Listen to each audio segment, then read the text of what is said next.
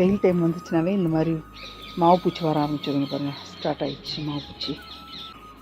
வேப்பன கரைசல் கொஞ்சம் ஸ்ப்ரே பண்ணலாம், இல்லை வேப்பங்கொட்டை எல்லாம் இடித்து ஊற வச்சு அதையும் ஸ்ப்ரே பண்ணலாம். பாருங்கள், தக்காளியிலலாம் மாவு பூச்சி வந்துருச்சு.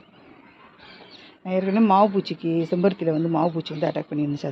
அங்கே உள்ள செம்பருத்திக்கு அது ஒரு பூச்சி வரட்டி வந்து தெளித்து க்யூர் பண்ணேன். அது என் சேனலில் ப்ளேலிஸ்ட்டில் இருக்குது, செக் பண்ணி. இப்போ நான் வந்து ஒரு முட்டை கரைசல் வந்து ரெடி பண்ணி கொடுத்தோங்க. அதுக்கப்புறம் தான் நல்ல காய் பூடாக சூப்பராக வைக்க ஆரம்பிச்சிச்சு. நம்ம இங்கேருந்து கட் பண்ணணும்.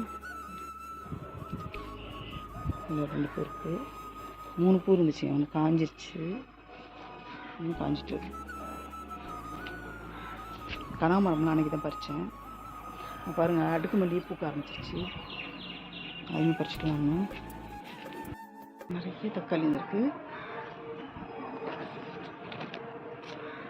ரொம்ப சைடுமே தக்காளி இருக்குது. எல்லாம் படுக்கிற ஸ்டேஜில் இருக்குது. 1-2 படுத்துருக்கு.